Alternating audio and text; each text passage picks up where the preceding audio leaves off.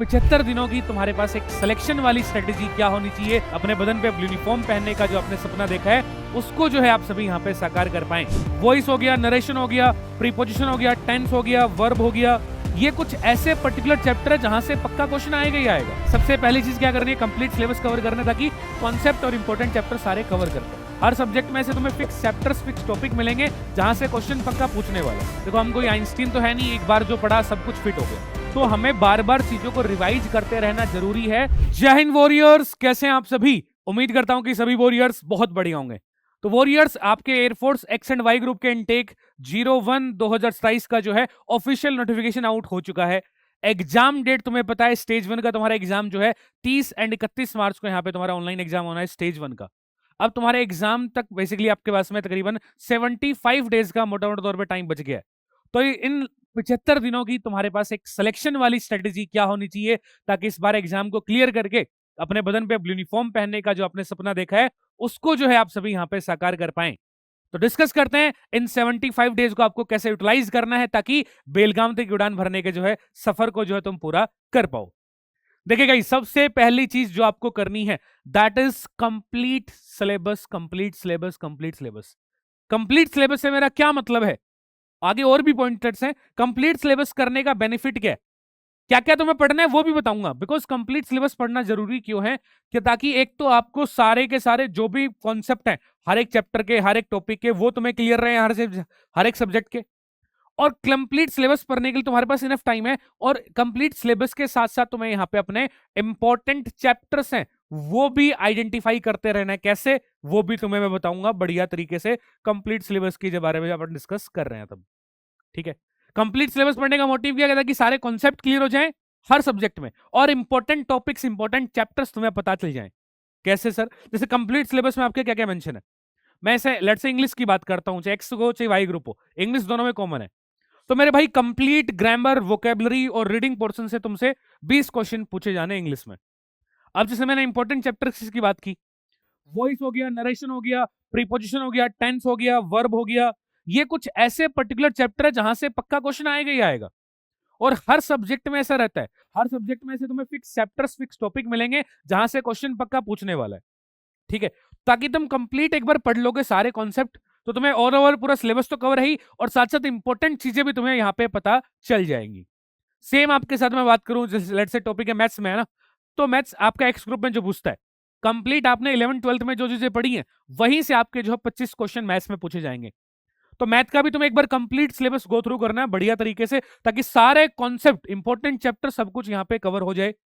Same आपके पास में physics में एक्स ग्रुप में जो पूछा जाएगा, 11th-12th का ही जो आपने फिजिक्स में पढ़ा है सारी चीजें, उन्हीं से जो है फिजिक्स के आपके 25 क्वेश्चन पूछेगा।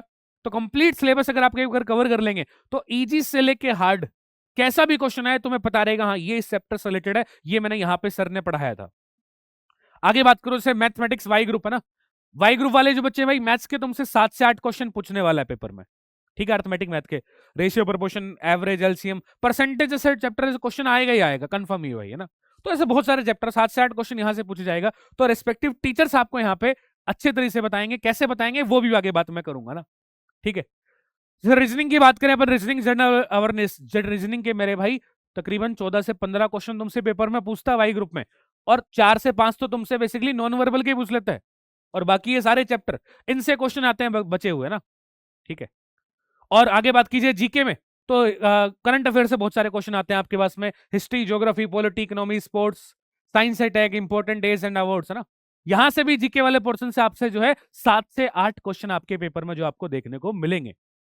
तो कंप्लीट सिलेबस आपके पास में इनफ टाइम है, 75 दिन में तुम कवर कर सकते हो। तो तुम्हें ट्राई करना है एक बार कंप्लीट सिलेबस को ओवरव्यू कर लो ताकि हर चैप्टर के हर कॉन्सेप्ट तुम्हें क्लियर रहे। प्लस में तुम इंपॉर्टेंट टॉपिक्स भी तुम्हें रेस्पेक्टिव टीचर बताएंगे, कहां पे बताएंगे, कैसे बताएंगे वो भी बताऊंगा। ठीक है, सबसे पहली चीज क्या करनी है, कंप्लीट सिलेबस कवर करना ताकि कॉन्सेप्ट और इंपॉर्टेंट चैप्टर सारे कवर कर पाओ।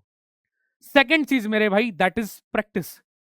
कि कई बार बच्चे क्या होते हैं, आपने पढ़ लिया, सारी चीजें आपको आती हैं, सारे कॉन्सेप्ट यहाँ पे फिट है, लेकिन आपके उसने लेट से तुमने इंग्लिश में नाउन पढ़ा, नाउन के तुमने सारे कॉन्सेप्ट पढ़ लिए, सब कुछ तुम्हें याद है, लेकिन नाउन के तुमने जैसे क्वेश्चन पूछेगा पेपर में, वो हो सकता है एरर की फॉर्म में पूछ ले, वो हो सकता है एग्जाम में एग्जामिनर तुमसे फिलर्स की फॉर्म में पूछ ले। तो अगर तुमने उस फॉर्म में प्रैक्टिस नहीं की होगी तो फिर तुम उस क्वेश्चन को, तुमने जो सारा कॉन्सेप्ट पढ़ा है ना, वो काम नहीं आएगा। इसलिए चैप्टर पढ़ना है, कॉन्सेप्ट पढ़ने, कॉन्सेप्ट चैप्टर वाइज प्रैक्टिस भी करनी जरूरी है, ताकि तुम्हें सारी चीजें क्लियर रहें, किससे ऐसे क्वेश्चन बनेगा तो उसमें ये कॉन्सेप्ट इंप्लीमेंट होगा, सर ने यहां पे करवाया था। तो वो चीजें तुम किससे सीखोगे? वो चीजें सीखोगे प्रैक्टिस से। प्रैक्टिस कैसे करनी है उसकी बात भी मैं कर बताऊंगा तुम्हें, कैसे होगी प्रैक्टिस, हम आपकी क्या हेल्प करेंगे, सारी बातें डिस्कस करेंगे। Third thing is that is revision. भाई रिविजन बहुत मस्त है। देखो हम कोई आइंस्टीन तो है नहीं, एक बार जो पढ़ा सब कुछ फिट हो गया। तो हमें बार बार चीजों को रिवाइज करते रहना जरूरी है, ताकि एग्जाम तक एटलीस्ट हम सारी चीजें, सारे कॉन्सेप्ट, सारे फॉर्मूला, सारे रूल्स वगैरह याद रख पाए, ताकि एग्जाम में जब क्वेश्चन करने की बारी आए तब उनको हम अच्छे से परफॉर्म कर पाए। और रिवीजन किस फॉर्म में करना होता है उसकी बात भी करेंगे ना। देखो 3 बेसिक बात मैंने बताई, complete syllabus, practice and revision. और तीनों के लिए तुम एक बढ़िया सा समाधान बता रहा हूं। जो भी बच्चे एयरफोर्स सेक्शन वाई ग्रुप की प्रिपरेशन करना चाह रहे हैं भाई, उसके लिए हमारा न्यू बैच जो है लॉन्च हो चुका है, पीडब्ल्यू ऐप पे जाके आप उसमें एनरोल कर सकते हैं। चाहे एक्स ग्रुप हो, चाहे वाई ग्रुप हो, चाहे एक्स वाई, बोथ ग्रुप की आप तैयारी कर रहे हो। अच्छा, एनरोल करने का बेनिफिट क्या मिलेगा आपको? जो भी कंप्लीट सिलेबस मैंने बताया, सारा का सारा जो तुम्हें सभी टीचर्स यहाँ पे कवर कराने वाले हैं इन बैचेज में, तो सारे कॉन्सेप्ट तुम्हारे कवर हो गए। और जैसे मैंने बात की इंपॉर्टेंट चैप्टर्स की, जैसे मैंने इंग्लिश में बताया, और भी बहुत सारे इंपॉर्टेंट चैप्टर्स हैं, अलग अलग सब्जेक्ट में है। जैसे पुनीत सर तुम्हें मैथ्स में बताएंगे, मोहित सर तुम्हें फिजिक्स के बताएंगे, रवि सर आपको करंट अफेयर के लिए, मतलब रवि सर जीके के लिए आपको बताएंगे, हमारे मोदी जी जो है बेसिकली आपको जो है रीजनिंग के लिए बताने वाले हैं। तो सारे कॉन्सेप्ट, सारे इंपॉर्टेंट चैप्टर्स आपको इस बैच में हम लोग कवर कराने वाले हैं। अच्छा, ये तो बात रही कॉन्सेप्ट की। सर दूसरी बात गाइज हमने क्या की थी? प्रैक्टिस की। तो चैप्टर वाइज प्रैक्टिस भी आपको यहाँ पे मिलने वाली है, और हम तो कराएंगे, प्लस में खुद से प्रैक्टिस करने के लिए डीपीपी आपको मिलेगी।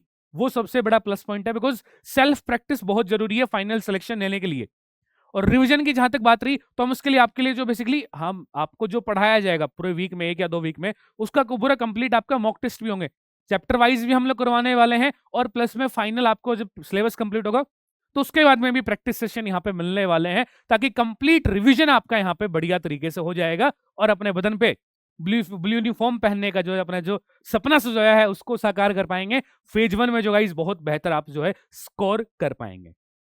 तो उम्मीद करता हूं कि 75 डेज के रिगार्डिंग मेरे भाई जो चीजें हमने डिस्कस की वो आप जो है जरूर फॉलो करेंगे, और बेहतर ढंग से अब की बारी अपने ब्लू यूनिफॉर्म पहनने के सपने को जो है साकार जरूर करेंगे ना। और फर्दर अपडेट के लिए जुड़ सकते हैं हमारे सोशल मीडिया हैंडल्स पे, ताकि कोई भी अदर अपडेट रहे आपके एग्जाम के लायक रिलेवेंट जो भी चीजें हो आप तक कन्वे हो जाए। मेरे पर्सनल टेलीग्राम ग्रुप इंग्लिश भाई अंकित यादव सर पे भी आप जुड़ सकते हैं, ताकि मेरे एंड से कोई अपडेट रहेगी तो वो भी आपको वहां पे कन्वे हो जाएगी।